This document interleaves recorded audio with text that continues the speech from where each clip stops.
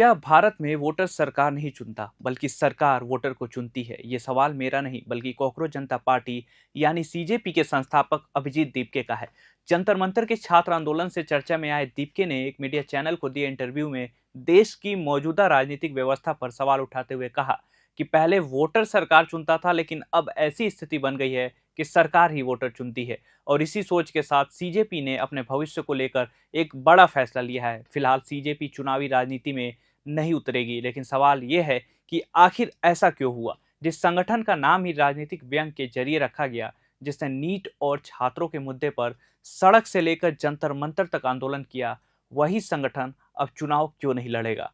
दीपके का तर्क है कि अगर सीजेपी एक सामान्य राजनीतिक पार्टी बन गई तो उसे तोड़ना या कमजोर करना थोड़ा ज्यादा आसान हो सकता है। इसलिए संगठन सत्ता हासिल करने की बजाय सत्ता पर दबाव बनाने वाले पब्लिक प्रेशर ग्रुप के रूप में काम करना चाहता है। हाल की बैठकों के बाद सीजेपी ने यह भी साफ किया कि उसका मकसद चुनाव लड़ना नहीं बल्कि सरकार और लोकतांत्रिक संस्थाओं को जनता के प्रति जवाबदेह बनाना है। दीपके की बात का सबसे बड़ा केंद्र है जनता और राजनीतिक व्यवस्था के बीच घटता भरोसा। उनका सवाल है कि जब जनता अपने वोट से किसी पार्टी या उम्मीदवार को चुनती है, लेकिन चुनाव के बाद राजनीतिक समीकरण बदल जाते हैं, नेता दूसरी पार्टियों में चले जाते हैं और सरकार का स्वरूप बदल जाता है, तो फिर मतदाता के फैसले का क्या मतलब रह जाता है? सीजेपी इसी मुद्दे को अपने आने वाले अभियान में उठाने की तैयारी कर रही है। संगठन का कहना है कि जनता से सीधे संवाद किया जाएगा और ये समझने की कोशिश होगी कि आम लोगों के असली मुद्दे क्या है।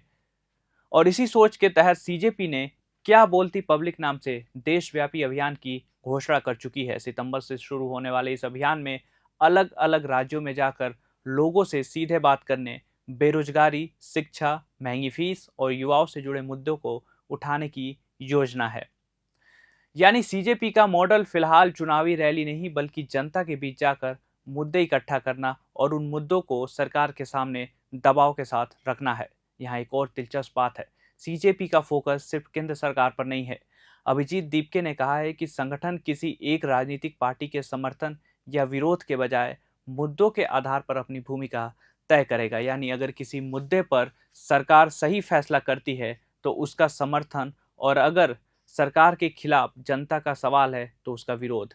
कम से कम संगठन की मौजूदा रणनीति इसी दिशा में दिखाई देती है। सीजेपी ने 5 राज्यों में होने वाले चुनाव को लेकर भी कहा कि संगठन की फिलहाल चुनाव में कोई भूमिका नहीं होगी और वो सभी राजनीतिक दलों को युवाओं के मुद्दे पर ध्यान देने के लिए मजबूर करने की कोशिश करेगा। अब आते हैं सबसे बड़े सवाल पर, क्या सीजेपी कभी राजनीतिक पार्टी बनेगी?